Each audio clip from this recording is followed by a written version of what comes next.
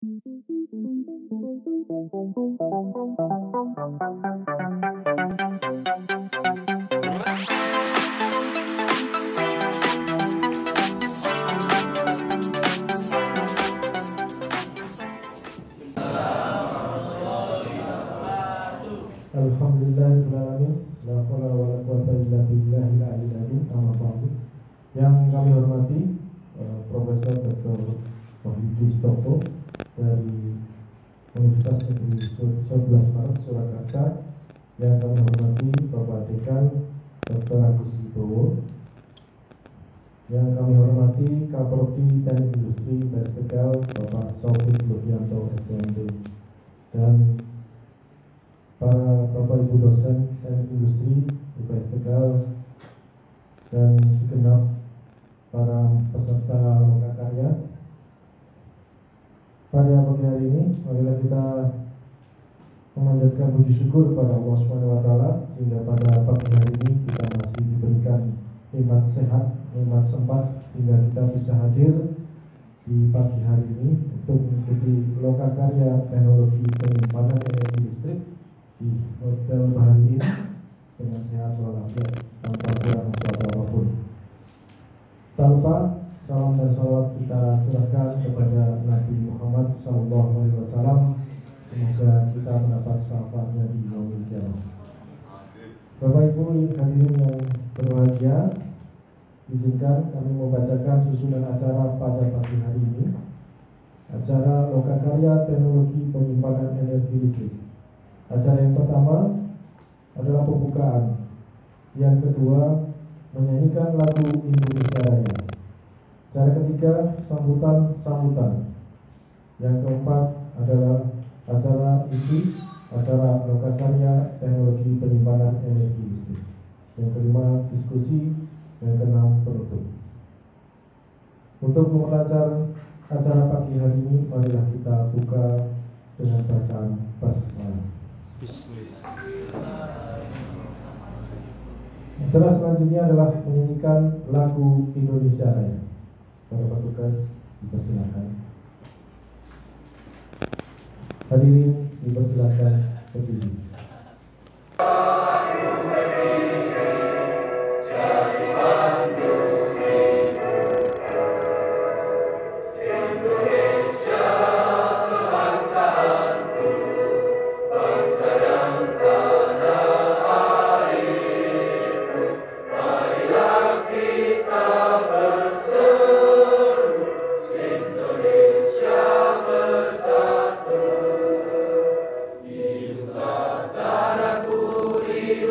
Assalamualaikum warahmatullahi wabarakatuh. Yang kami hormati Bapak Dekan Fakultas Teknik dan Ilmu Komputer, Bapak Dr. Agus Wibowo MT. Yang kami hormati Profesor Wahyudi Stopo dari Universitas 11 Maret sebagai narasumber kita pada hari ini. Alhamdulillah kita pada hari ini kita bisa datang di acara lokakarya teknologi penyimpanan energi listrik, di mana program ini adalah salah satu beberapa program-program di mana program di dalam peningkatan lulusan program studi teknik industri, yang mana bahwa program ini terselenggara adanya program kompetisi kampus Merdeka tahun 2022 yang telah diterima oleh program studi teknik industri. Nah, kenapa kok harus ada ini? Karena kita tujuan dari penyelenggaraan lokakarya ini adalah salah satunya adalah mengetahui peran dari teknik industri di dalam penerapan pengembangan penyimpanan teknologi listrik ini, terutamanya di PUI UNS. Karena PUI UNS ini adalah salah satu motor, salah satu penggerak di dalam penyimpanan energi listrik. Kalau kita lihat kan bisa ada sepeda listrik, ada motor listrik. Nah ini yang menjadi benchmark dalam penerapan teknologi tersebut. Nah, untuk dosen ini terutamanya di dalam penerapan riset di pengembangan teknologi listrik ini seperti apa, dan nanti mungkin bisa dijelaskan oleh Prof. Yudi selaku narasumber kita pada hari ini. Beliau merupakan salah satu guru besar di Teknik Industri UNS, di mana sekarang menjabat sebagai wakil dekan 2 dan sebagai riseter di PI UNS. Assalamualaikum warahmatullahi wabarakatuh. Waalaikumsalam warahmatullahi wabarakatuh. Ya, alhamdulillah kita panjatkan puji syukur kepada Allah, kepada yang terhormat Prof. Wahyudi, kemudian juga Pak Sofik, kemudian Pak Fajar, Pak Victor, juga teman-teman dosen lain mungkin yang di luar, juga teman-teman mahasiswa. Ini dari semester berapa sampai semester berapa ini Pak Sofik?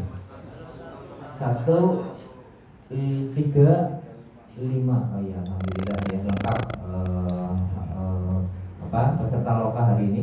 Dan kemudian perlu disampaikan juga bahwa kita berterima kasih ya pada Kaprodi dan tim ya, karena dan tadi saya sudah tanya sama Prof. Wahyudi, boleh nggak kalau kita nanti mahasiswanya dikirim ke sana untuk belajar ke sana.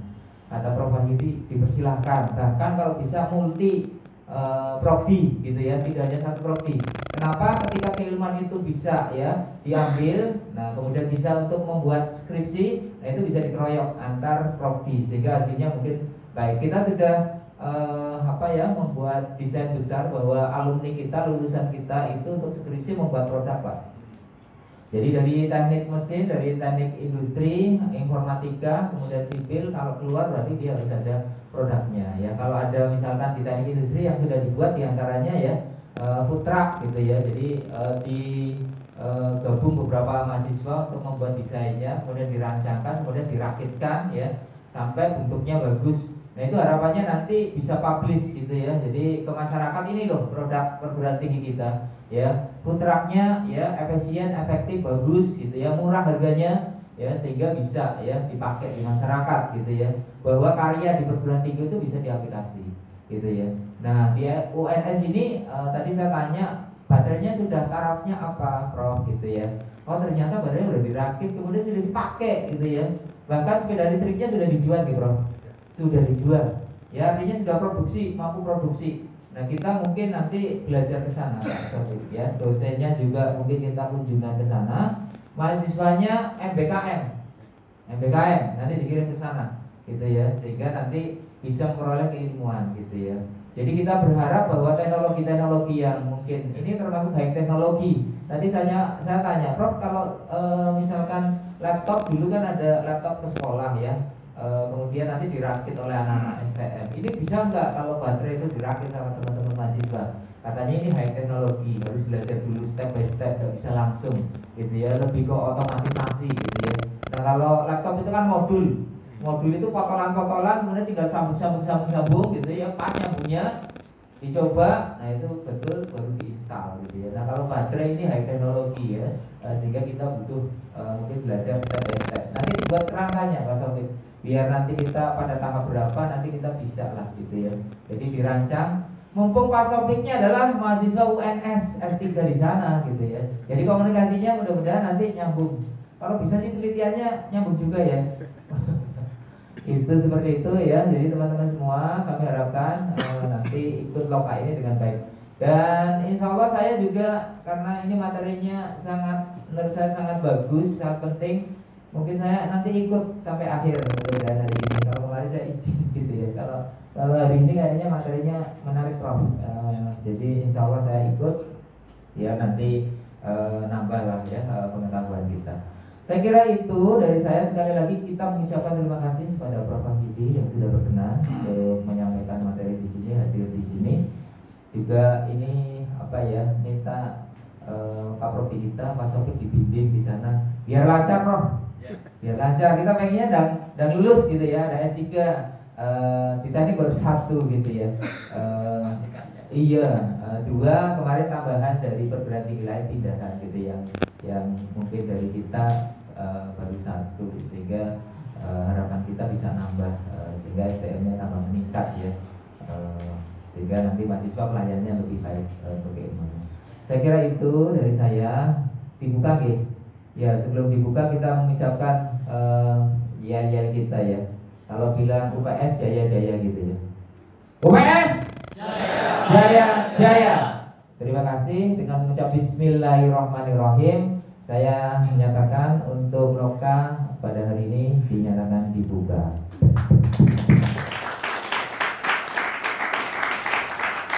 Terima kasih, waktu kami kembalikan kepada MC.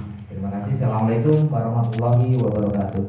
Ya, V-nya itu ada volatility, atau artinya adalah ketidakstabilan, volatil. Jadi kalau harga sembako itu kan tidak stabil, naik di atas 25% secara cepat atau turun sampai di bawah 25% secara cepat, itu namanya volatile. Kalau tidak pasti seperti itu atau tidak stabil, itu kan membuat banyak hal yang susah ya. Selain volatile, ada juga uncertainty, atau artinya tidak pasti, ada ketidakpastian yang tinggi.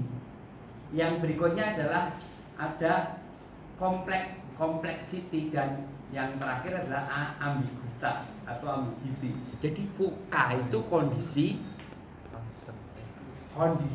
yang penuh dengan ketidakstabilan, ketidakpastian, kompleksitas, dan ambiguitas.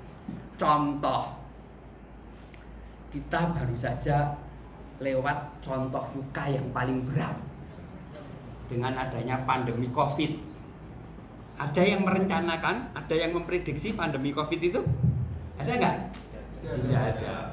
Walaupun itu bagian dari takdir, dan takdir itu sudah ditulis di Lauhul Mahfud, tetapi kan tidak ada yang bisa nginjen tulisannya apa, tidak ada yang bisa ngintip itu ya. Termasuk gempa yang kemarin itu juga, itu ketidakstabilan, ketidakpastian ya. Adanya pandemi COVID merubah segalanya, merubah customer sentiment ya. Nah, merubah customer sentiment, spending and saving. Bagaimana mau belanja, produknya nggak ada. Awal-awal pasti jenengan pada ingat yang namanya masker langka, yang namanya hand sanitizer langka, kira-kira gitu. Yang kedua adalah tentu destruction of our business model and rise the new one. Jadi bisnis inovasi itu begitu cepat ya, dan cenderungnya inovasi bisnis atau inovasi teknologi yang baru itu mendestruksi yang lama, membunuh yang lama. Mungkin kalau seumuran Anda nggak kenal Kodak, tapi kalau seumuran Pak Dekan kenal Kodak. Ada yang kenal Kodak, anak-anak yang mahasiswa? Kodak itu apa? Kamera, salah satu merek kamera. Ada yang kenal Sanyo? Salah satu merek pompa air ya, yang terkenal, maka disebutnya sebagai Sanyo. Padahal itu salah satu merek.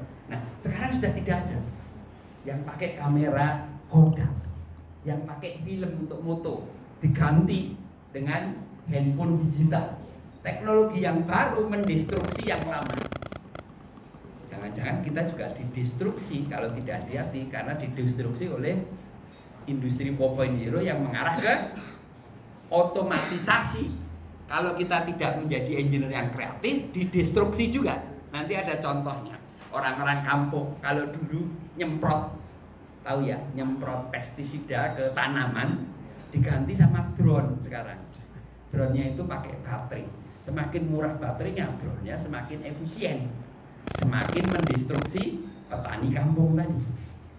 Anda juga lihat dulu di kampung-kampung Anda, kalau ada di itu ada yang namanya pedagang kelontong kaya raya gitu ya. Sekarang didestruksi oleh e-commerce. Tidak tahu warungnya di mana, tik-tik-tik dari handphone barang datang.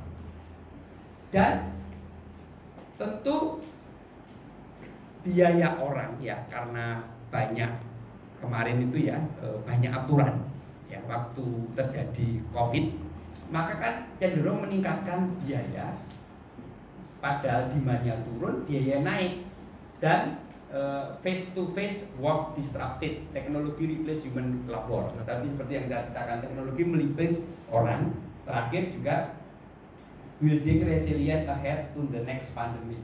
Mestinya membangun ketahanan atau resilient menghadapi kalau ada pandemik yang berikutnya. Jadi pandemik yang kemarin awal kalau di Indonesia itu mulai ditutup itu di tanggal 13 ya bulan Maret ya 2020 ya. Kejadiannya kan pertama kali yang meninggal kan pengusaha sepatu yang ada dari Ngawi, tapi ininya di Solo ya. Nah, maka apa yang harus kita respon ya sebagai seorang engineers, khususnya adik-adik industrial engineers, calon gitu ya. Calon industrialnya harus bisa melihat tantangan atau peluang dan merespon secara efektif. Kuncinya ada dua. Yang pertama di sumbu yang kanan ini, how much do you know about this situation? Jadi mengerti situasi dengan baik. Tidak harus jadi dukun, menjadi engineer itu juga harus bisa how much do you know about this situation? Mengerti sumbu ke kanan itu, mengerti kondisi ke depan. Teknologi yang ngetren apa, keilmuan yang akan dipakai apa. Yang ke atas adalah how well can you predict result of your action, gitu ya. Jadi bisa, insya Allah bisa mengatasi tadi VUCA, volatility, uncertainty, ambiguity, dan complexity. Clear ya, kira-kira ya. VUCA, ini tantangan pertama. VUCA, gitu ya. Kalau tidak pinter nggak dapat kerjaan, gitu ya. Kalau tidak pinter untuk melihat peluang, melihat kondisi VUCA, S3-nya nggak lulus-lulus, gitu ya. Kalau nggak pinter, dosennya asisten ahli selamanya, nggak naik ke lektor, nggak naik lektor kepala, gitu ya. Apalagi guru besar, gitu kan, akan susah. Kalau nggak pinter, karirnya susah, gitu ya. Maka ini VUCA harus bisa melihat ketidakstabilan, ketidakpastian, kompleksitas, dan ambiguitas. Jadi harus bisa melihat itu. Lihatnya dengan apa? Kita yang Muslim, yang pasti dengan ilmu. Yang bisa membedakan abu-abu dengan terang itu apa? Ilmu. Kalau ada yang Muslim melihat halal dan haram, ilmu, gitu kan? Ilmu pengetahuan, gitu ya. Maka merespon VUCA ya, how much do you know about this situation? Pinter dengan ilmu, gitu ya. Sekarang Anda sudah di semester 1 atau semester 3 atau semester 5, mulai dilihat, dipakai ilmunya, gitu ya. Pak dosen yang sudah jadi dosen ya dipakai ilmunya, datang ke perusahaan, datang ke instansi pemerintah, coba memecahkan masalah yang konkret, gitu ya. Karena ilmu itu semakin dipakai, semakin itu bukan berkurang, tetapi bertambah. Ilmu diikat dalam buku, kalau bukunya dibagi memang berkurang, tapi ilmunya bertambah. Nanti ada dikritik, dikasih masukan dan sebagainya. Baik, nah yang kedua adalah tantangan. Tadi saya bilang kalau tidak hati-hati kiamat akan lebih cepat, kira-kira gitu ya. Ternyata ada persoalan dunia, gitu ya. Gampangnya gitu, yang akhirnya disepakati menjadi agenda pembangunan berkelanjutan atau Sustainable Development Goals oleh pemimpin di dunia, ya. Karena apa? Kalau tidak diatasi, kemiskinan di mana-mana. Kalau tidak diatasi, terjadi kesenjangan, kaya miskin, ya kan, sehat sakit, ya kan. Kesenjangannya itu macam-macam. Negara maju berkembang, terbelakang, dan ada perubahan iklim, ya, perubahan iklim. Tahu-tahu kalau sudah terjadi perubahan iklim, dampaknya macam-macam ya. Panas atau global warming, dampaknya macam-macam. Air bersih jadi langka, ya kan? Kalau ada panas semakin tinggi, air bersih langka, kira-kira kiamat sudah lebih dekat apa enggak? Nah, tetapi kita bisa ikhtiar memperpanjang umur bumi itu dengan melakukan berbagai program menyelesaikan masalah yang ada di Sustainable Development Goals. Jadi apa? Engineer tadi mesti berkontribusi secara nyata pada 17 Sustainable Development Goals. Nanti saya akan pakai contoh. Contoh yang saya kerjakan adalah nomor 7, affordable and clean energy. Jadi saya mengurangi energi fosil menjadi energi terbarukan dengan membuat wadahnya, wadah energi gitu ya, yang disebut sebagai energi storage, wadah energi. Juga yang kedua adalah berkaitan dengan ini, mencoba membantu untuk menahan climate change. Jadi nomor 7 dan nomor 13 kira-kira gitu ya, climate change. Kalau sepeda motor itu di jalanan yang ngeluarin asap semakin sedikit, mobil yang di jalanan yang ngeluarin asap semakin sedikit, udara semakin bersih kan? Udara semakin bersih. Clear ya persoalan yang mau dipecahkan. Gimana cara memecahkannya? Kira-kira kan seperti itu. Gimana cara memecahkannya? Ini yang menjadi persoalan. Barangkali Anda juga bisa ngangkat persoalan, misalkan saja industri, innovation, and infrastruktur, atau persoalan yang lain.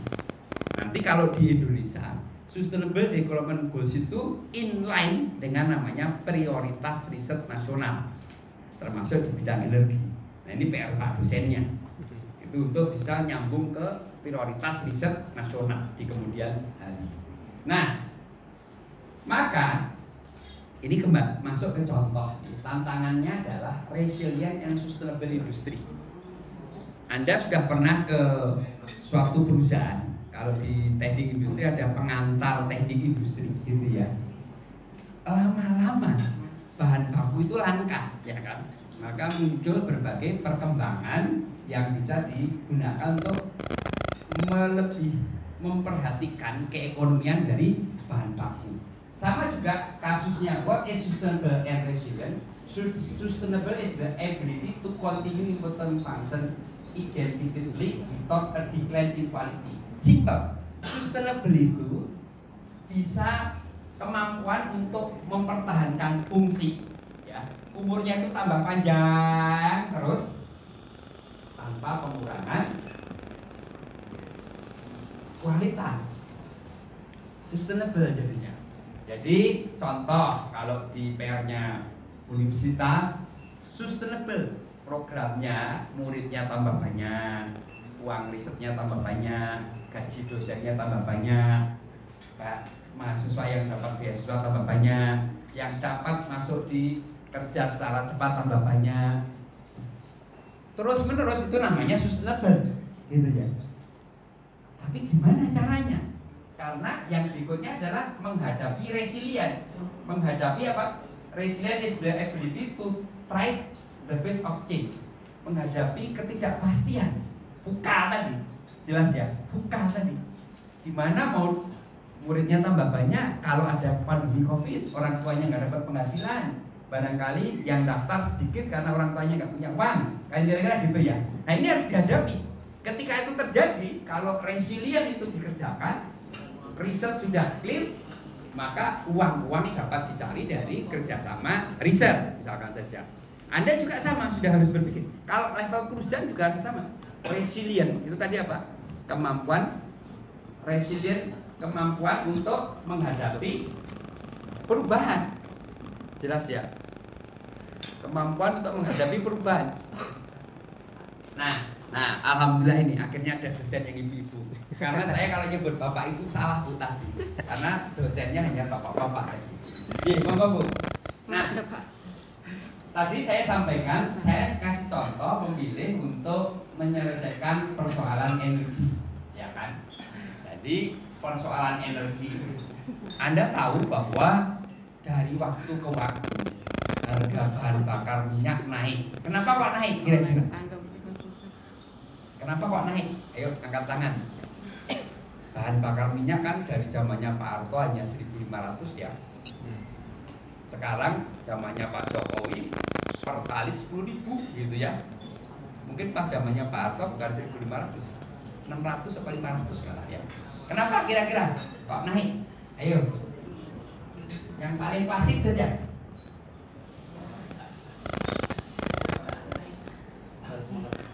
Semakin sedikit, gitu ya. Bener kan? Coba kita pakai ilustrasi yang simpel. Kalau lebaran ya, barangnya itu tetap atau bahkan berkurang, yang minat banyak, harga cenderung naik ya kan. Bahan bakar minyak juga sama. Kan dari sononya itu jumlahnya sudah tetap ditambang, diambil oleh nenek moyang kita. Semakin lama kan tinggal semakin sedikit, maka pasti naik. Clear ya? Sudah naik, bukan berarti BBM itu salah ya, dulu sudah betul. Tapi semakin lama ditemukan kelemahannya bahan bakar minyak itu. Kelemahan yang tadi kan harganya semakin mahal. Tapi ada kelemahannya juga. Kalau sekarang apa? Bahan bakar minyak itu kelemahannya apa, Mas? Menyebabkan polusi karena pembakaran. Pembakaran secara langsung menghasilkan CO2. Kan kira-kira kalau CO2 disuruh menghirup mengganggu kesehatan nggak? Racun ya. Apalagi nanti ada timbalnya dan sebagainya. Nah, jadi sudah jelas ada persoalan tadi tidak ramah lingkungan, terus juga beracun, gitu ya. Nah, yang ketiga adalah persoalannya adalah kalau kendaraan yang tadi bukan kendaraan listrik ya, itu ada busi, ada penggerak, dibutuhkan pelumas dan seterusnya. Jadi harus di maintenance secara rutin. Teknologi yang diciptakan oleh para engineers, yang diawali pastinya oleh para researcher, kemudian dilanjutkan para engineer gitu ya. Karena pada prinsipnya engineering itu memakai hasil ilmu pengetahuan diterapkan untuk menghasilkan sesuatu. Tadi kalau Pak Dikan nyebut menghasilkan produk, kan kira-kira gitu ya. Nah, ternyata ada hipotesa ini, dihasilkanlah kendaraan listrik. Pakai apa? BEV itu namanya baterai elektrik vehicle. Jadi kalau ada open innovation menciptakan invensi menghasilkan sepeda motor listrik, mobil listrik, sepeda listrik, bis listrik, macam-macam yang listrik, itu dijamin pasti yang pertama mengurangi CO2. CO2-nya kan nggak ada. Jangan ada yang nyari nanti sepeda motor listrik atau mobil listrik cari knalpotnya, nggak ada, ya. Karena kan nggak mengeluarkan polusi CO2. Ya. Teknologinya seperti apa? Itu nanti dipelajari di semester-semester berikutnya. Kalau Anda dapat proses manufaktur, Anda dapat mata kuliah yang lain gitu ya. Tetapi pada prinsipnya penggeraknya tadi diganti dari IC menjadi motor listrik. Sumber energinya diganti dari sumber berbahan BBM menjadi sumber energi listrik. Nah, kalau energi listrik dicendelkan dari PLN, dari itu bisa nggak sepeda motornya lari-lari? Nggak bisa. Maka energinya ini harus disimpan supaya mudah dibawa kemana-mana. Contoh yang memakai energi listrik dan memakai listrik di atas apa? Kereta listrik. Kan sepanjang lintasannya harus dikasih sumber listrik. Ya. Contoh yang lain adalah kalau naik bungkar, ya kan. Nah, naik bungkar kan listriknya di atas itu. Jangan dicari sumber asapnya, tidak ada. Sudah pernah pada naik bungkar ya? Ya. Kan di biasanya di apa? Di mall ada, kemudian di Sekaten ataupun di ya objek-objek wisata. Nah, maka apa peran engineer moving a sustainable and resilient industry? Peran kita adalah geser ke sustainable dan resilient industry. Kira-kira gitu ya. Oke. Tadi saya ceritakan. Tadi karena kendaraan listrik butuh apa tadi? Tempat untuk menyimpan energinya, analognya. Kalau sepeda motor biasa, saya kira ini semuanya pernah naik sepeda motor ya. dan mungkin mayoritas lah. Nah, di situ kan ada tangkinya, tangki yang untuk naruh bensin, apakah Pertamax, apakah Pertalite gitu ya. Nah, bensin ini sebetulnya kan diambil dari mana? Tambang minyak. Kemudian dibawa, paling dekat kamu dapat dari SPBU kalau nggak ngecer. Kamu masukkan di tangki untuk menjalankan sepeda motor gitu ya. Nah, sebetulnya ada energi yang sangat luar biasa di Indonesia, namanya energi terbarukan. Jadi energi, sumber energi yang paling hakiki itu dari mana? Satu, matahari. Kan energi itu kekal ya, tetapi harus disimpan untuk ini. Nah, ini energi dari matahari ya kan. Yang lain, energi dari angin. Yang lain, energi dari air, energi dari gelombang apa namanya laut ya, tidal, panas bumi, biomas dan sebagainya. Inti singkat ceritanya, energi di Indonesia itu abundant, berlimpah. Apalagi matahari, karena Indonesia negara tropis. Tiap banyak orang bule hanya mau pergi ke Indonesia hanya untuk pengen disengat matahari. Nah, tapi kenapa kok belum dipakai sebagai sumber untuk sesuatu? Kenapa kira-kira? Tadi kan, ayo coba biar aja berani. Kenapa kira-kira Mas? Ada sebetulnya bisa. Enggak belum tuh. Mungkin belum menggunakan Kalau di rumah, kenapa kok kamu nggak pakai energi matahari itu untuk masak gitu kira-kira? Kita saja lebih praktis. Enggak, kalau mau memakai pun sudah bisa apa belum? Belum. Kenapa kok belum bisa? Lah energinya belum diwadahi, belum dikonversi. Nah, ini saya jelaskan sedikit ya. Energi matahari tadi kan memang sumber energi itu hakiki, panas bumi. Tapi kan harus dirubah supaya bisa diwadahi. Kalau zaman dulu, mungkin yang tahu yang tua-tua saja ya. Kalau yang anak kecil nggak tahu gitu ya. Katanya kan ada orang sakti ya yang bisa masukin induk ke dalam botol, sehingga botolnya itu nanti kalau dikeluarkan induknya bisa bekerja. Kan nggak kelihatan, induk nggak tahu ya induk ya. Nah, susah. Kalau ibu tahu ya, bapak tahu. Makul halus lah, makul halus. Tuyul Pak. Makul halus dimasukkan di dalam botol, terus dilepas. Kemudian makul halusnya itu bekerja untuk manusia, walaupun itu musyrik gitu ya. Tetapi kan cerita-cerita seperti itu kan ada, tuyul lah, apalah gitu ya. Nah ini juga sama. Sinar matahari, ditangkap pakai voltage modul, masuk ke regulation and convection, disimpan di baterai. Kemudian aneh bin ajaib, baterai itu bisa digunakan untuk ataupun barang ini.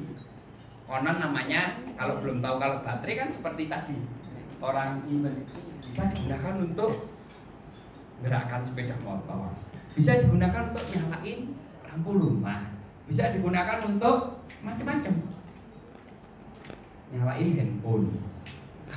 Saya jamin ini 100% sekarang jenengan pada pegang baterai. Maksudnya pada bawa baterai, ada yang lebih dari satu, ada yang minimal satu. Kalau saya ini sekarang ini satu, ini ada baterainya. Dua, ini ada baterainya. Tiga, ini ada baterainya. Kalau sambil ngantongin handphone, 4. Dalam satu badan 4 baterai. Tambah lagi satu nih, baterai jam 5. Ingat, baterai itu sumber energi bukan? Baterai itu sumber energi bukan? Teknologi penyimpan energi. Energinya dari mana-mana. Ada yang sekarang ini, contoh, kalau jenengan pakai baterai handphone ini, terus tadi kan mati tuh habis, nyancolokkan ke colokan PLN listrik ini. Colokan PLN ini, pembangkit listriknya kan ada di mana? batang. Pembangkit listriknya tenaga batu bara, ya kan? Berarti kamu masih memakai energi yang belum terbarukan, kira-kira kan gitu. Tapi juga sudah lumayan, limbahnya atau asapnya kan hanya di batang sana yang di pinggir laut. Ya. Jadi kalau dikritik dalam jangka pendek kan tidak semuanya bisa memakai energi terbarukan. Tetapi kalau yang sudah pakai baterai tadi, CO2-nya atau polusinya sudah terkumpul, kira-kira gitu ya. Nah, ini cara kerjanya. Nanti kalau anak teknik industri, anak gabung sama anak teknik elektro, gabung sama anak teknik mesin, gabung sama anak teknik informatika, bukan hanya bisa merancang ini, tapi juga bisa memonitor daya yang dihasilkan berapa dan seterusnya. Kira-kira gitu ya. Ini baterai masuk dari sinar matahari bisa, dari angin juga bisa. Jadi ini bukan malaikat bayi baja ya, karena memang angin ditangkap pakai wind tunnel atau tunnel angin gitu ya, sehingga menghasilkan energi. Nah, contohnya yang sekarang sudah ada keekonomiannya namanya baterai lithium. Baterai lithium to be a major energy storage, menjadi apa? Energi storage atau penyimpanan energi yang mayor ya dalam off-grid renewable energy is presented. Off-grid kalau ada jaringan listriknya, jaringan kabelnya itu namanya on-grid. Kalau bisa dilepas namanya off-grid. Jelas ya, bisa diotong-otong kemana-mana.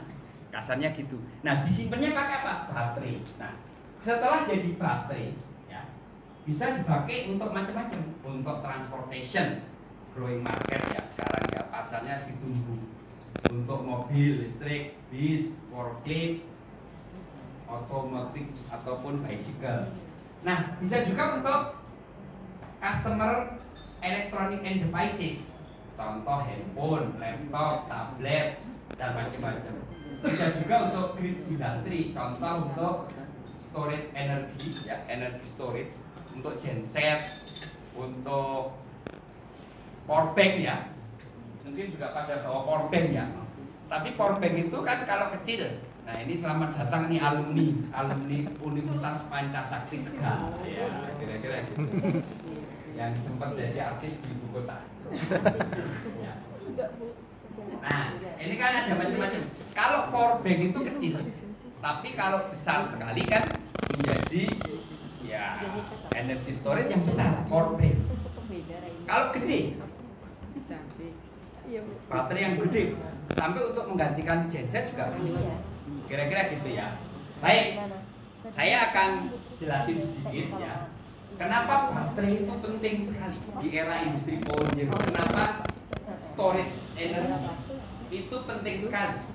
Karena di era industri 4.0, hyperconnectivity is key and battery is essential. Oke, di dalam industri 4.0 cirinya kan apa ya istilahnya apa? Internet. Ada yang internet hanya melayani jam 8 sampai jam 10 siang, tidak 24 jam sehari, 7 hari seminggu. Ada nggak kira-kira? Nah, maka kan kebutuhannya jadi the core of industrial revolution is hyperconnectivity. Kemudian perangkat robotik, ada robot yang tidak memakai baterai. Terus dia jalannya pakai apa? Adopsi kendaraan listrik, akselerasi energi melalui industri 4.0 ya, dan revolusi elektronik portable dan konsumen serta teknologi seluler. Jadi hyperconnectivity itu menjadi sesuatu yang kunci dan baterai menjadi sangat esensial. Baik, supaya Anda bisa kebayang. Sayangnya gitu ya. Sayangnya Indonesia kan sudah didengung-dengungkan kaya nikel, kaya ferro. Sayangnya kenapa yang memproduksi harus impor perannya? Katanya dari Cina. Sayangnya di Batang nanti kan akan dibangun perusahaan baterainya Tesla maupun LG. Di mana? Di Kerawang Barat sudah berdiri pabrik Hyundai untuk membuat mobil listrik ataupun pabrik baterainya LG. Kenapa kok insinyurnya nggak dari Universitas Pancasakti Tegal? Kenapa kok insinyurnya atau tenaga kerjanya atau konsultannya bukan dari dosen Universitas Pancasakti Tegal? Kenapa kira-kira? Mari kita ternyata ke depan pasar sudah dibuka, komersialisasi sudah terjadi. 1, 2, 3, 4, 5 produk-produk kendaraan listrik sudah mulai beredar. Kita mau jadi pasar atau ya menjadi produsen dan sekaligus juga pasar. Artinya apa? Ke depan tantangan dunia tenaga kerja yang berkaitan dengan ini itu cukup luas. Nah, kira-kira gitu. Untuk mahasiswa, tadi kan ada startup juga. Nanti saya ceritakan dari UI ini sekarang sudah menghasilkan 3 startup perusahaan. Kebetulan di setiap startup pasti ada anak teknik industrinya. Tetapi khusus untuk yang praktek memang direkturnya teknik industri, ada teknik kimia, tapi yang sepeda motor konversi leadingnya teknik mesin juga tadi ada teknik industri. Kemudian yang polimikro yang buat bahan aktif, leadingnya adalah teknik kimia, tapi juga ada anak teknik industri. Jadi memang harus multidisipliner. Nanti pegawainya ada yang dari manajemen dan sebagainya. Saya lanjutkan ya. Nah, tadi kuncinya untuk memenangi ya pasti kita semua, pasti secara sistem kita itu bisa individu, kita itu bisa organisasi, kita itu sampai bisa government. Itu harus punya speed, punya creativity, dan punya innovation untuk memenangi persaingan. Jelas ya? Nembak cewek pun kalau kalah cepet datang malam minggu udah tembak yang lain udah terlanjur keterima, nggak bisa kan? Karena apa? Kalah speed. Tapi harus dikombinasikan dengan kreatif. Jadi jangan hanya speech, tapi harus kreatif. Nembak cewek malam minggu nggak ada kreatifnya. Oh, bawa bunga juga enggak, gitu ya. Tolak ya Mbak ya. Nggak ada kreatifnya, gitu ya. Baju juga sudah 3 hari nggak ganti, harus dari lab gitu ya. Nggak ada kreatifnya. Biar nggak ngantuk, jadi dipancing, gitu ya. Nah, speech, kreatif, innovation itu sepasang. Speed saja, cepat saja tidak boleh. Kreatif tapi lambat juga nggak boleh. Ya, ini sepasang. Speed, creativity, and innovation. Saya akan jelaskan dengan cara yang cukup simpel supaya bisa dipahami. Ini ada yang namanya sumbu ke atas ini adalah individu, organisasi, dan social economy learning. Jadi pokoknya Anda sebagai individu, organisasi kayak prodi, kayak fakultas, kayak universitas, atau bahkan suatu negara ini belajar kreatif pada tahap mikro, meso, makro. Bumbunya apa? Bumbunya adalah kompetisi dan kreativitas untuk supaya ini bisa naik. Ya, kalau nggak ada yang datengin, nggak merasa tertantang gitu ya. Ya kan? Kalau nah, memang kompetisi itu bukannya sebagai bumbu gitu ya. Nah, yang ke atas ini adalah level skala dan scope.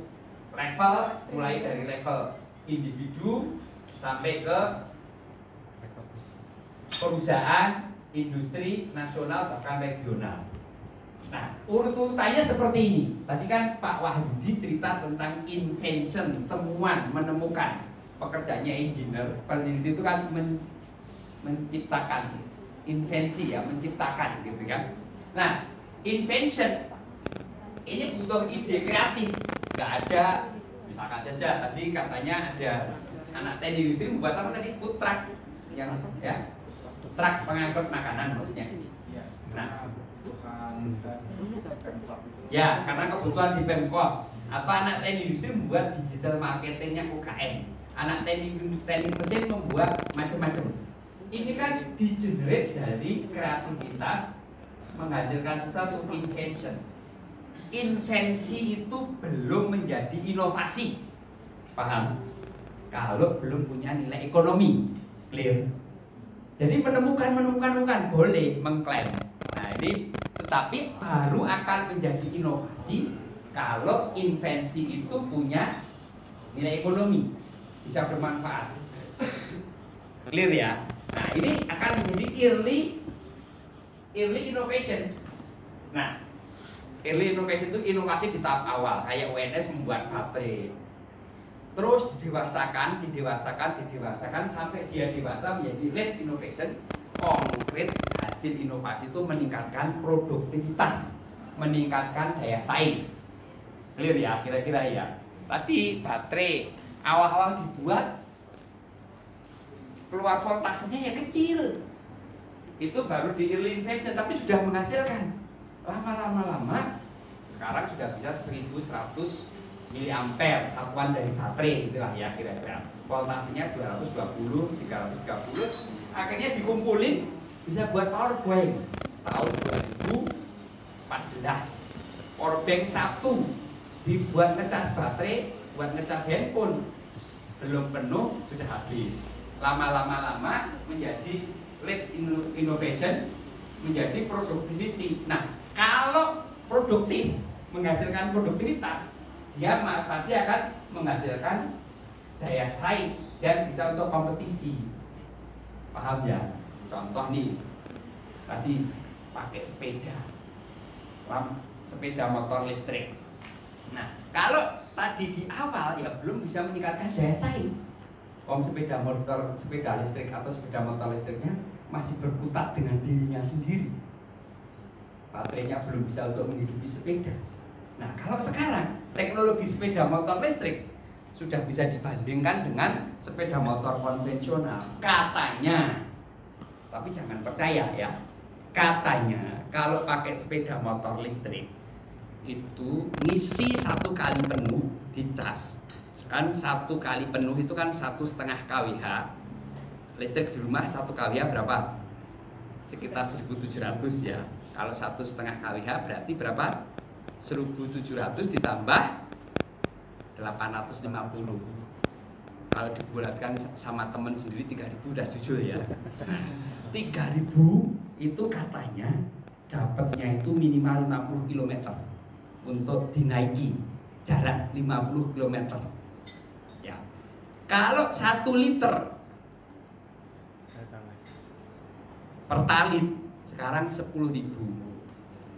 Kalau ini bukan katanya, karena Anda kan pakai sepeda motor kan. Nah, dapat berapa kilometer? 10.000. 1 liter. Gak perhatian nih, gak pernah mogok ya. Gak main motor, naiknya mobil. Naik motor. Ini 1 liter berapa kilometer? Sekitar 20 kilo. 20 kilo 10.000. Kalau 50.000. Kalau 50 kilo berapa ribu duitnya? Sama teman sendiri berarti sekitar 25.000 ya. Tadi 3.000 sama 25.000. Berapa kali lipat? 8 kali lipat. Karena kamu mungkin naiknya motornya gak gede. Kalau motornya itu kecil, itu kan bisa 30 kilo. Nah, kira-kira artinya apa? 1:5. Teknologi tadi, teknologi baterai menggerakkan sepeda motornya itu ngiritnya 1:5. Sekarang ini yang best praktisnya.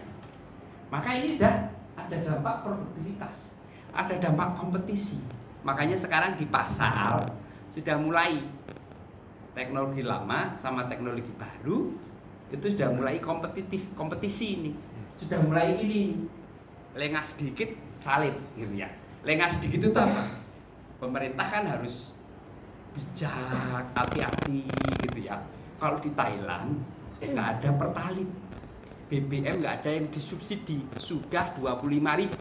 Maka sepeda motor listriknya sudah mulai laris. Di kita pemerintah masih ragu-ragu. Nanti kalau tidak ada yang disubsidi di demo, ya kan? Di demo oleh siapa?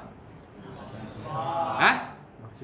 Enggak, yang paling berat kalau Anda itu paling demo urusannya ringan. Yang demo ya pemaker, bukan buruhnya juga. Cukong-cukong yang sudah investasi besar di sini tidak boleh berubah itu langsung mak bedundu. Nanti yang sudah punya pabrik AHM bagaimana? Kalau yang sudah punya pabrik itu bagaimana? Tapi itu pasti akan terjadi kompetisi itu tadi. Paham ya? Kalau demo mahasiswa ringan. Yang paling berat, jangan salah loh. Ya, Toyota itu, tapi kan nggak masuk wartawan ya. Toyota itu kan perusahaan otomotif terbesar di dunia. Pemerintahnya pun bisa disetir lah ya, dalam konteks dinasihati lah ya untuk menunda. Hati ya, ini baterainya mungkin. Ini malah mati ya. Ini tes. Alah enak yang ini kayaknya. Ya, harus agak jauh. Tes, agak dekat apa jauh? Tes. Nah, pasti Toyota menginginkan pasti Toyota menginginkan ya rada gosek-gosek lah, investasi saya itu kan mahal, itu udah dulu lah pakai hibrid, dan itu logis. Jadi perangnya bukan perang apa, tapi perang teknologi juga. Maka karena kami itu berdiri dua kaki, riset listrik, riset hibrid juga. Toyota kalau Anda tahu per hari Senin kemarin meluncing Innova hibrid 1 liter 19 km. Pak Wahyudi juga sudah pernah mencoba, di videonya ada nama saya di situ. Kalau launching ya itu ya tidak apa-apa, semuanya akibat ini tadi kompetisi. Siapa yang nanti akan memenangi, yaitu yang membutuhkan adalah yang membuktikan siapa? Pasar. Maka selalu orang dituntut speed, creativity, dan innovation. Buah dari speed, creativity, dan innovation itu ini. Ini saya sampai menjelaskan ini ya. Ini kan ada research, development, commercialization, service. Kalau tidak pakai CEC atau speed, creativity, innovation, judulnya itu kelamaan. Ya, ini kan dalam, berarti kan investasinya dalam. Kalau kira-kira kalau ada yang pakai creativity, speed, dan innovation sudah judul di sini, yang ini kira-kira jadi judul nggak? Jadi judul nggak, Mas? Kalau kira-kira Vivi sudah terlanjur ditembak orang, jadi ada yang berani nembak yang lain nggak? Kalau ada jari yang nembak yang lain itu bisa jadi konyol tanpa perhitungan. Jangan sampai berpedoman sebelum janur kuning melengkung, ya nggak boleh. Kan harus realistis di dalam bisnis. Gitu ya, jangan juga ganggu orang. Kalau memang sudah saatnya, ya tidak boleh diganggu-ganggu. Di dalam bisnis juga kalau ganggu-ganggu itu namanya konyol. Ada hakimnya, hakimnya siapa? Hakim di perdagangan internasional, hakim di kalau di negara Indonesia ya ada di Indonesia, ya nggak boleh sesukanya sendiri. Artinya apa? Simpel ya, ada dua nih saya kenalkan. Kalau ini sampai di sini, ini kan waktu ini. Namanya time to market. Yuk disebut bareng-bareng. Time to market. Time to market. Nah, waktu produk tersebut sampai ada di pasar. Kalau semakin cepat, Anda punya kelebihan, punya keuntungan untuk menguasai teknologi itu selama belum ada yang nyusul. Ya, ibu-ibu yang bu dosen, bapak-bapak yang bapak dosen pernah beli kartu telepon harganya lebih mahal dari handphone di tahun 2000-an, 2001. Pernah ya? Karena memang dikuasai hanya 2 maker saja. Waktu itu hanya ada Indosat dan Telkomsel. Mereka menjaga. Begitu ada yang lain, harga turun.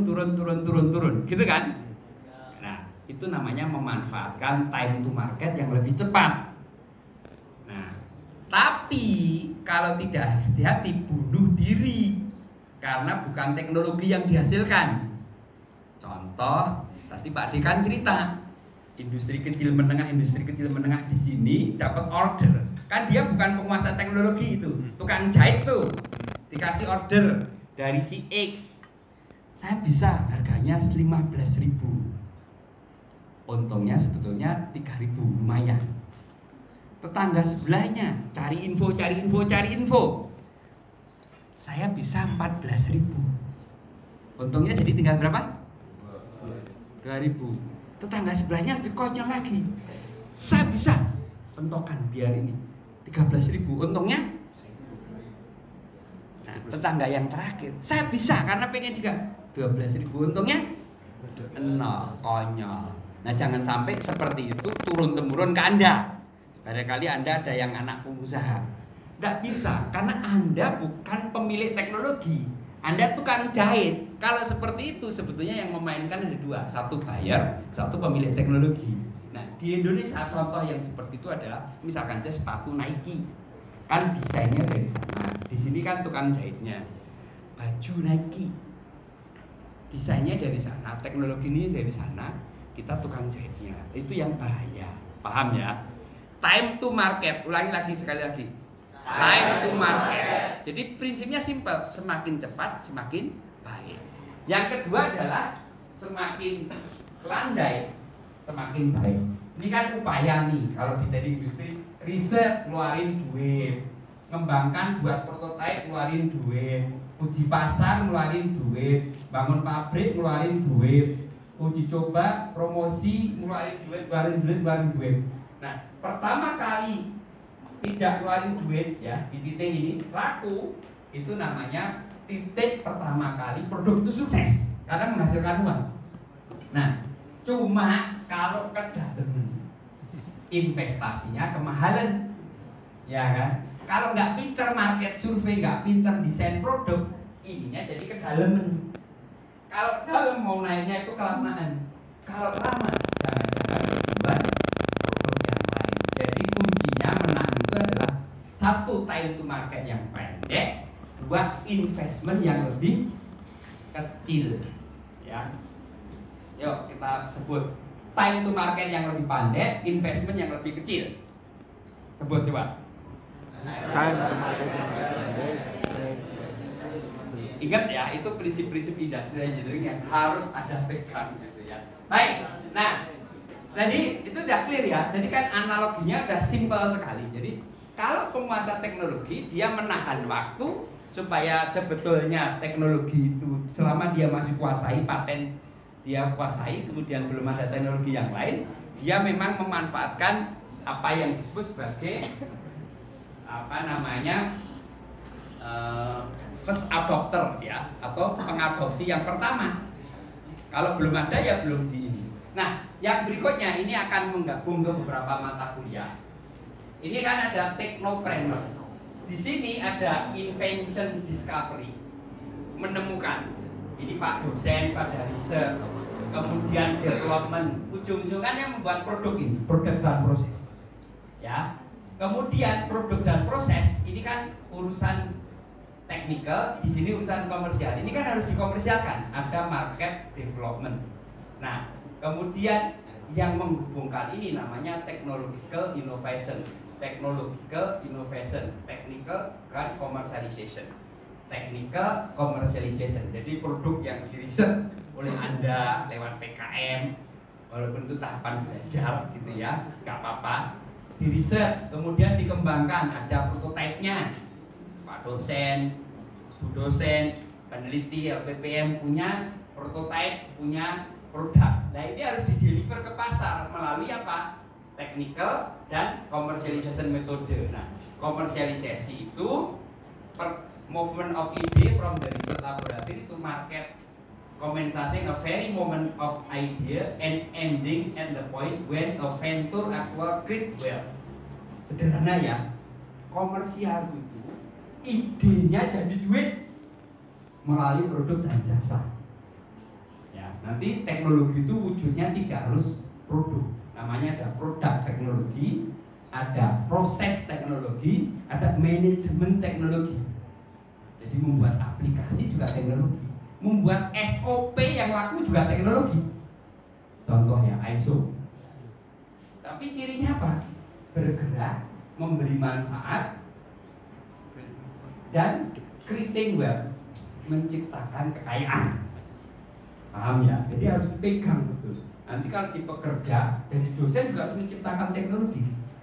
Wajar kan punya hak kekayaan intelektual berupa copyright. Ya kalau belum laku ya setidaknya untuk promosi. Anak-anak SMA tahu kalau ada dosen terbaik di prodi-prodi Fakultas Teknik Universitas Pancasakti Tegal. Bukunya dibagi. Nanti kan ininya kan jadi sekolah. Kayak saya kan juga sama ini. Karena memang ada hibahnya, bukunya nggak boleh dijual, harus dibagi. Nanti keingetan tuh dosen di sini mau kuliah S2, kuliah S3, mencari. Kira-kira kan kayak gitu ya. Baik. Nah, simpel ini akan saya percepat supaya bisa diskusi dan kita lihat video lagi gitu ya supaya tidak bosan. Kita akan lihat baterai itu seperti apa. Nah, teknologi tadi seharusnya itu arahnya dari market pull ya, dari kebutuhan pasar, jangan demand push, jangan teknologi push karena saya bisa buat baterai maka saya buat baterai, jangan. Saya buat baterai karena dibutuhkan untuk menyimpan energi dan menjawab persoalan pasar, itu namanya market pull. Tetapi tidak mudah teknologi itu sampai di market industri. Ada 4 pertanyaan, ada 3 pertanyaan yang bisa membunuh di setiap tahap. Tahap pertama dari riset ya, dari misalkan jadi Pak dosen jenengan ini kan lagi baca-baca banyak paper riset untuk disertasi. Pertanyaannya kalau mau menjadi teknologi development ada pertanyaan go no go terhadap teknologi feasibility ya, dan juga terhadap additional research problem.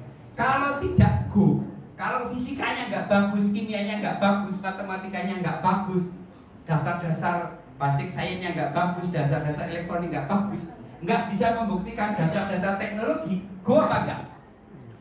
Nggak go, berarti no go, wassalam. Jadi paper yang ditumpuk di perpustakaan itu pun kalau jadi di perpustakaan gitu ya. Lolos misalkan, nanti juga sama, setelah lolos dilakukan teknologi development, ada pertanyaan lagi go no go, apakah bisa sampai ke teknologi commercialization. Kalau nggak bagus, balik lagi sampai di market industri. Kalau nggak sesuai dengan kebutuhan pasar, balik lagi. Nah, tapi kalau mengerti model komersialisasi teknologi itu, baliknya ngerti ilmunya, paham ya? Tadi kan kata kuncinya kan di ilmunya. Baliknya, kalau ini balik ke sini, ya cobalah adjust supaya sesuai dengan market need. Kalau ini balik ke sini, oh ini quality improvement dan economizing, regone sing memper, jangan jauh-jauh dari kompetitor dan seterusnya. Ada ilmunya, ngeregokke sing memper itu berarti apa? Cost reduction, jangan jauh-jauh dari kompetitor. Anak teknik industri diajari ilmu itu semua supaya produksinya lebih murah. Gimana caranya? Gunakan sistem produksi yang efisien supaya produknya lebih murah. Gunakan desain yang lebih efisien supaya dapat materialnya lebih murah. Dapatkan dengan ilmu supply chain yang efisien supaya kualitasnya lebih bagus. Dapatkan dengan quality engineering yang lebih bagus. Kira-kira kan gitu. Semuanya dipelajari sampai akhirnya sampai ke pasar. Tapi memang siklusnya suatu produk itu bisa punya tantangan produk, bisnis, inovasi dan proses ya. Ada satu ukuran ilmu lagi. Kalau dosen ini harus hafal karena seluruh riset yang ada di kementerian ataupun di hibah mesti diukur dengan teknologi readiness level. Singkat cerita, kalau untuk adik-adik mahasiswa, kesiapan teknologi sampai di pasar itu bisa diukur skalanya 1 sampai 9. Kalau 9 itu layak di industri. 1 itu baru dari basis riset, teknologi development itu di 4 sampai 7 dan business development itu di 8 sampai 9. Nanti dengan matrik TRL ini bisa digunakan untuk mengevaluasi kurangnya apa. Jadi evaluasi dirinya jelas. Evaluasi diri untuk penelitinya, evaluasi diri untuk lembaganya, evaluasi diri untuk LPPM-nya, itu jadi jelas. Evaluasi diri untuk perusahaan. Misalkan saja untuk sepeda motor konversi, nanti ada case di sini. Saya supaya segera ke sini pakai apa? Ilmunya, pakai ilmu inovasi perbaikan, mengetahuinya karena diukur TRL-nya. Itu ya. Saya akan pakai contoh apa yang disebut membuat produk baterai lithium di PNS. negara menugasi kami, tujuannya jelas. Storage and charging system product that are robust. Jadi barangnya itu robust, kuat, reliable. Jadi robust, reliable, dan regone juga murah karena harus bisa mensubstitusi produk impor. Nanti diukur TKDN-nya macam-macam, gitu ya. Nah, gimana caranya? Jadi untuk membuat ini kami harus mengerti semua ekosistem dan kami juga melakukan banyak kerjasama dari waktu ke waktu seperti sebuah layaknya. Kalau UI Patriotium ini adalah namanya R&D Center. Namanya kalau negara sekarang mengasih namanya Pusat Unggulan ITEK. Jadi ada tiga layer ya. Pusat Unggulan ITEK, bawahnya itu pusat studi ya kalau mungkin di Universitas Pancasakti Tegal. Ada juga namanya Research Group atau kelompok riset. Nah, kalau Pusat Unggulan ITEK memang sudah harus menghasilkan ITEK unggulan yang dibutuhkan oleh pemerintah Indonesia, negara Indonesia, yang harus tercantum di dalam riset unggulan yang diminta oleh negara. Sampai mana perkembangan risetnya? Nah, supaya Pak Wahyudi bisa menunjukkan lebih jelas, saya akan setelkan YouTube. Nanti kalau suaranya dengung, kan ini slide-nya udah dikasih, YouTube-nya bisa dibuka. Alhamdulillah sudah ada beberapa luaran yang bisa dihasilkan. Saya lihat saat ini ya, biar nanti tahu yang disebut ini harus diturunkan.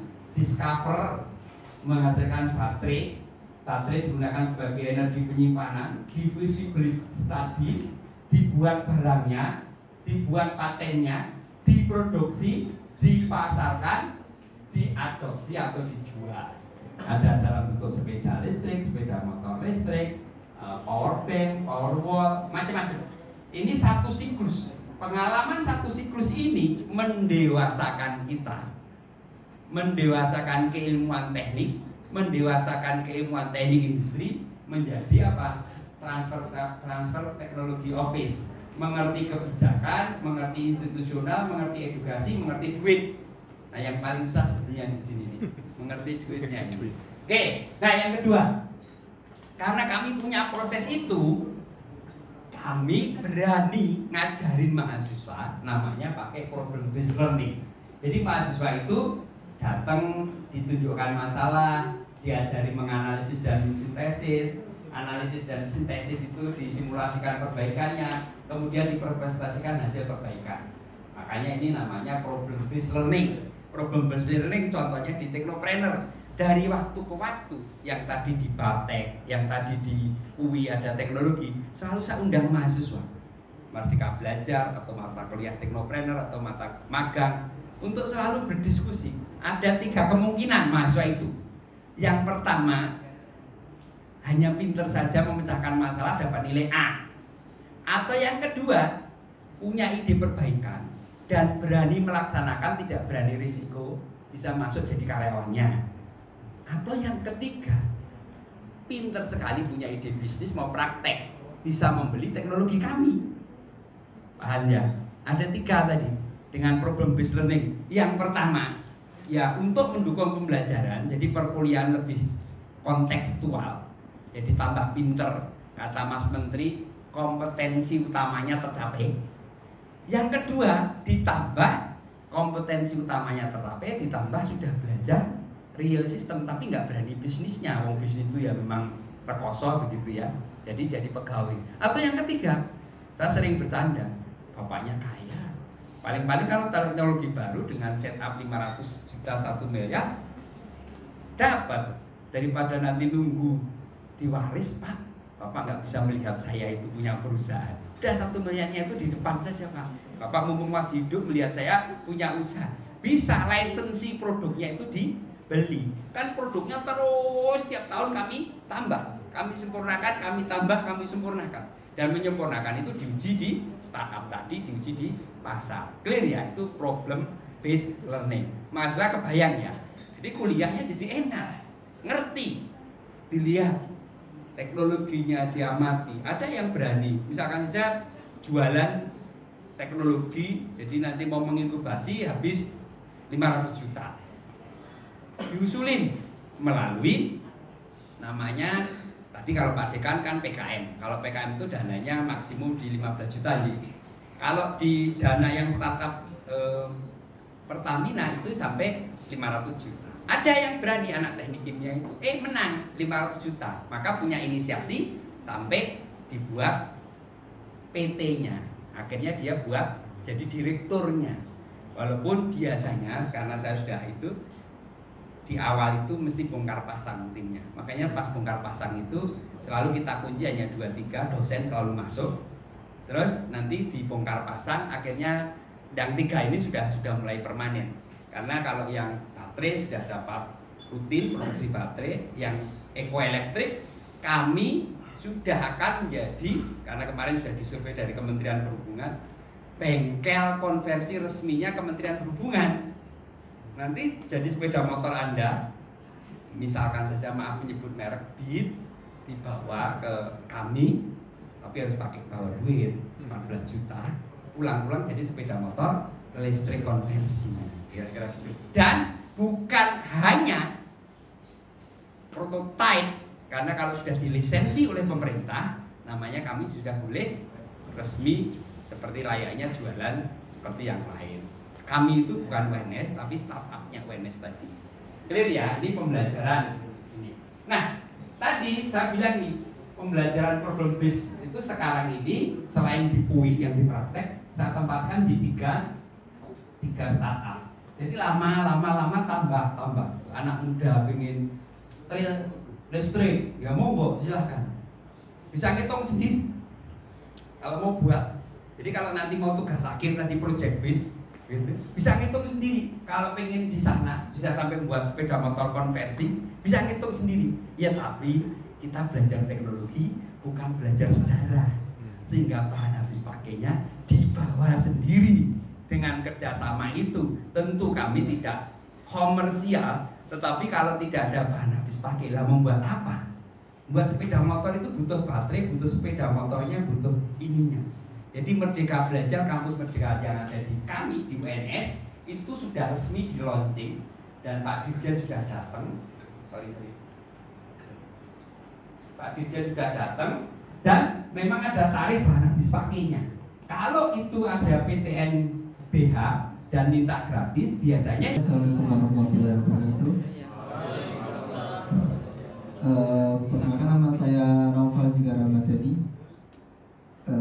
Izin tanya Prof, apakah sudah ada regulasi tentang baterai mobil yang saat ini mau booming, dan itu kan baterai pemakaian baterai kan juga agak kurang efektif kalau di Indonesia ya Prof. Menurut saya itu mengapa pakai masih bahan bakar itu menurut saya masih fleksibel Prof. Misalkan kita mau pemergian kemana terus emergency itu lebih ke fleksibel. Misalkan kalau diterapkan di Indonesia itu sendiri, apakah masyarakat Indonesia sudah siap atau belum? Dan hasil minyak bumi ketika kita udah revolusi masuk ke semua baterai, itu hasil minyak bumi mau dibawa kemana Prof? Itu. Terima kasih sebelumnya Prof. Oke, ini Setara Institut Mardigu itu menyatakan bahwa PLN akan bangkrut. Nah sekarang Setara Institut sedang banyak diserang ini ya, di rame nih ya, di TikTok rame gitu ya, politik gitu ya. Dia menyatakan teknologi apabila di Indonesia dikembangkan berarti ini mungkin yang bayangan saya, oh berarti ini teknologi penyimpanannya bagus karena sumber untuk bahan bakunya di Indonesia banyak artinya. Dengan pernyataan Mardigu itu apakah memang seperti itu Prof? Artinya PLN akan bangkrut itu apabila teknologi yang listrik ini dikembangkan. Dia menyatakan itu. Dia menyatakan itu dan beliau memang juga pengajar juga ya di ini juga apa ya di strategis politik strategis nasional juga gitu ya. Kemudian dia juga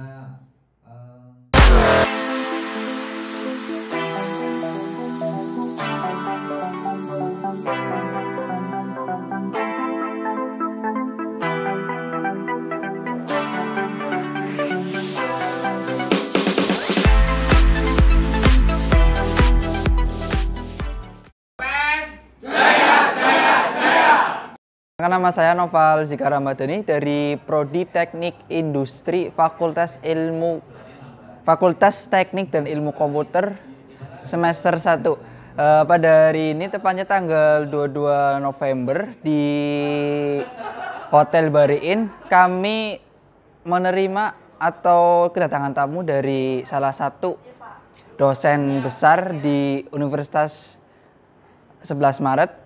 Itu membawa materi tentang penyimpanan energi listrik. Di situ banyak materi dan pengetahuan yang saya dapatkan, terutama bagaimana kita bisa revolusi industri 4.0, kemudian kita bisa memanfaatkan energi dari energi materi, air, dan lain sebagainya. Dan kita juga tambah pemawasan, kita memanfaatkan baterai itu bagaimana cara pemanfaatannya, resiko, dan gimana cara kita menjaganya. Lebih gitu sih. Assalamualaikum warahmatullahi wabarakatuh. Oke, perkenalkan nama saya Imam Haji Amin Muslim. Saya mahasiswa UPS Tegal dari Prodi Teknik Industri semester 1. Ya, saya hari ini tepatnya pada tanggal 22 November mengikuti acara lokakarya yang diadakan di Hotel Bariin. Ya, senang sekali ya saya mendapat kesempatan untuk ikut acara lokakarya ini karena di sini saya mendapat banyak ilmu, banyak wawasan dari pembicaranya tadi Profesor Dr. Insinyur Wahyudi Sutopo. Saya mendapat banyak ilmu mengenai penyimpanan energi listrik yang nantinya ilmu itu jelas akan sangat berguna untuk kehidupan saya. Ini sangat berkesan sekali. Saya bisa mendapatkan banyak ilmu di sini.